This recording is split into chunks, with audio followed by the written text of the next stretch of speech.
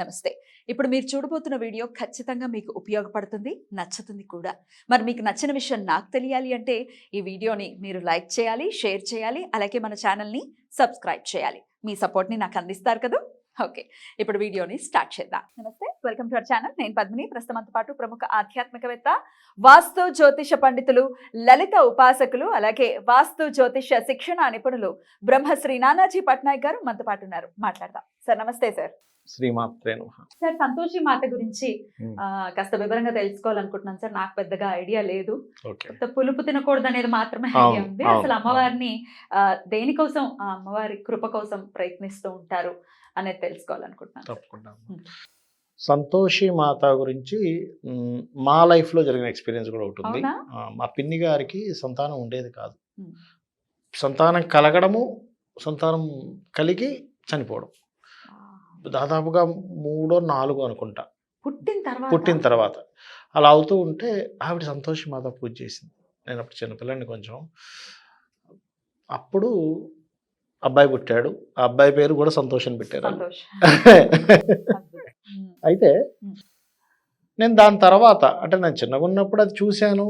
ఓ ఇది ఇట్లా అవుతుందా అని చెప్పి అనుకున్నాను.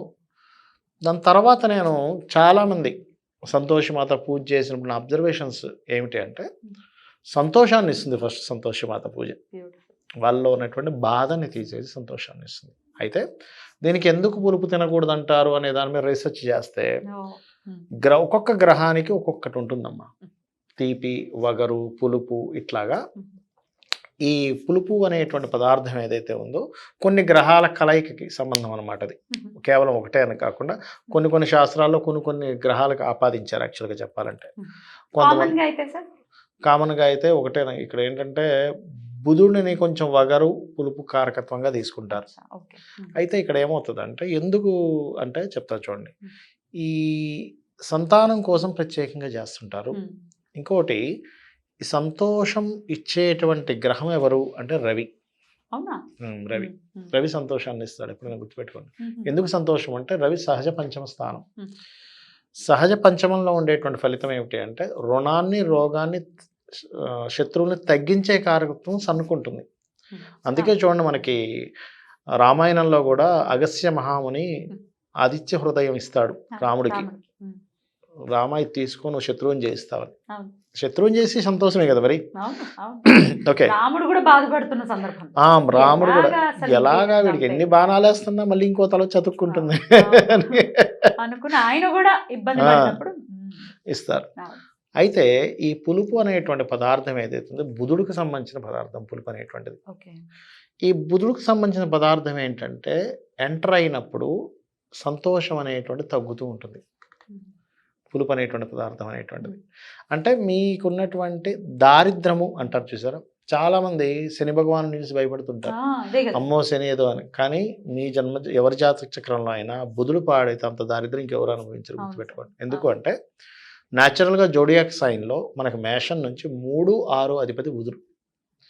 ఎందుకు అంటే చెప్తాను చూడండి. బుధుడు అంటే ఏంటి? బుద్ధి, వాక్కు. బుద్ధి, వాక్కు పాడైతే చాలు మనిషి నాశనం అయిపోవడానికి. సరైన సమయంలో సరిగ్గా మాట్లాడలేదా, ఎందుకు మాట్లాడుతున్నావు ఇప్పుడు, ఎక్కడ ఏం మాట్లాడాలో తెలియదు అంటే వాడు రానివ్వకండి అంటారు. అదొకటి. రెండవది 3వ స్థానాధిపతి అంటే కమ్యూనికేషన్. 6 అంటే ఏమిటి అంటే రుణరోగ శత్రువులు. 6 అంటే అనవసరంగా శత్రుత్వాలు, అప్పులు. 6 అంటే అప్పులు. అందుకే ఎవరి జన్మ జాత చక్రాల బుధుడు పాడయ్యాడా చాలా ఇబ్బంది అన్ని గ్రహాల కంటే కూడా. ఓకే, అయితే ఈ బుధుడికే పులుపు కారకత్వం వస్తుంది కాబట్టి ఈ పులుపు కారకత్వం ఉన్న బుధుడు గనక 5th హౌస్లోకి వచ్చి చేరాడంటే, అంటే న్యాచురల్ జోడియాక్లో 5th హౌస్కి చేరాడంటే సంతానాన్ని చెడగొడుతుంటాడు. అక్కడ ఆయనకు వచ్చిన కారకత్వం అది. అందరం బుధాదిత్య యోగం అనుకుంటుంటాం కానీ అది వేరు. బుధాదిత్య యోగంకి ఇచ్చే ఫలితాలు వేరు. అంటే అలాగా వీళ్ళకి గనక వాక్ సంబంధించినటువంటి పోర్ట్ఫోలియో దానికి వస్తే మంచి వాక్ అదంతా ఇస్తాడు. కానీ ఈ పులుపు సంబంధించిన పదార్థం ఏదైతే ఉందో ఇది వీళ్ళు గనక ఈ పూజ చేసే వాళ్ళు కనుక తింటే కనుక అక్కడ మళ్ళీ పనిచేయదు. అక్కడ పనిచేయదు, 100% పనిచేయదు. అంటే పూజ అసలు ఏంటి సార్, ఏంటి విధానం ఏంటి, ఎలా చేసుకోవాలి? చాలా సింపుల్ అమ్మ. సంతోషి మాత ఫోటో పెట్టుకోవాలి. ఫోటో లేనటువంటి వారు పసుపుతో కూడా గౌరీదేవిలా చేసుకోవచ్చు. మ్మ్. చేసుకుంటారు కదా. చేసుకున్న తర్వాత సహజంగా అష్టోత్తరాలు ఉంటాయి సంతోషి మాతవి. అష్టోత్తరాలు చదువుకుంటూ పూలమాల ఇవన్నీ అలంకరణ ఈజ్ సేమ్. పంచోపచారాలు అందరికీ చేసే దేవతలాగే పంచోపచారాలు చేయొచ్చు. అయితే ఈ సంతోషి మాతకి ఏంటంటే పుట్నాలు బెల్లము పెడతారు ప్రత్యేకంగా. నైవేద్యం అనేటువంటి పుట్నాలు బెల్లం చాలా ప్రీతి అని చెప్తుంటారు. కొంతమంది శనగలు బెల్లం కూడా పెడుతూ ఉంటారు. పచ్చివి పెట్టేస్తారా? పెడతారు పచ్చివి పెడతారు, కలిపేసి పెట్టేస్తారు. ఇక్కడ చూడండి ఎంత పెద్ద లింక్ ఉంటుంది చూడండి. పుట్నాలు బెల్లం ఎవరైతే పెడతారో సమర్పిస్తారో ఇక్కడ మరొక లింక్ ఉంది. బెల్లం దేనికి సంకేతం అంటే శనికి సంకేతం. అంటే ఏమిటి? శని సంబంధించినటువంటి దోషం అమ్మవారి దగ్గర నైవేద్యంగా పెట్టి తీసుకుంటే ఆ శని దోషం పోతుంది అక్కడ. ఓకే. పులుపు పదార్థం తినడమే కాదు వడ్డించకూడదని కూడా చెప్తారు. నేను తినట్లేదు కదండి వాళ్ళకి వడ్డిస్తున్నా అనకూడదు. అసలు ఇంట్లో అసలు నాట్ అలౌడ్. తినడానికి పెట్టడానికి. అయితే ఆ ఒక్క రోజైనా సార్ లేకపోతే ఇన్ని రోజులు తినకూడదని? వీళ్ళు ఎన్ని రోజులు అయితే పెట్టుకుంటారు, ఇన్ని వారాలు కొంతమంది పెట్టుకుంటారు. 5 వారాలు 5 వారాలు 7 వారాలు ఒక్కొక్కరు వాళ్ళ సంకల్పం బట్టి తీసుకుంటుంటారు. అన్ని రోజులు వీళ్ళు తినకూడదు. అన్ని రోజులు అంటే ఇప్పుడు 7 వారాలు పెట్టుకుంటే మొత్తం 49 డేస్ తినకూడదు. పులుపు పదార్థం తినకూడదు. నేల మీద నిద్రించాలి లేదా చిన్న దుప్పటి వేసుకుని నిద్రించాలి. చాలా కఠినంగా ఉంటాయా? చాలా నియమం కఠినంగానే ఉంటాయి. రిజల్ట్ కూడా అలా వస్తుంది. నేను ఎందుకంటే నేను చూశాను కదా, ప్రతి ఒక్కరికి రిజల్ట్ రావడం నేను చూసా. ఎందుకంటే మా సొంత పిన్ని ఆవిడికి పిల్లలు పుట్టడం గతించడం జరిగేది. చాలా బాధపడేది ఆవిడ. ఒకసారి అయితే ట్విన్స్ పుట్టి మరి ఇబ్బంది పడ్డారు, చాలా ఇబ్బంది పడ్డారు. కానీ బాగా పనిచేస్తుంది. ఎందుకంటే నేను కల్లారా చూశాను కదా అవి. Right sir. అయితే ఈ పులుపు తినద్దు అనే దాంట్లో ఇప్పుడు పెరుగు ఉంది, అందులో కూడా ఎంతో కొంత పులుపు వస్తూ ఉంటుంది. అప్పుడు పెరుగుని కూడా అవాయిడ్ చేయాలి. పులుపు ఫ్రూట్స్, పుల్లగుండే ఫ్రూట్స్ ఆబ్వియస్ గా నిమ్మకాయ, చింతపండు అవాయిడ్ చేయాలి. చాలా జాగ్రత్తగా ఉండాలి సార్. అయితే చాలా జాగ్రత్తగా బయట తినటం అలాంటివి చేయదు. బయట ఏం పులుపులు కలుస్తాయి తెలియదు కాబట్టి సహజంగా అసలు బయట తినరు.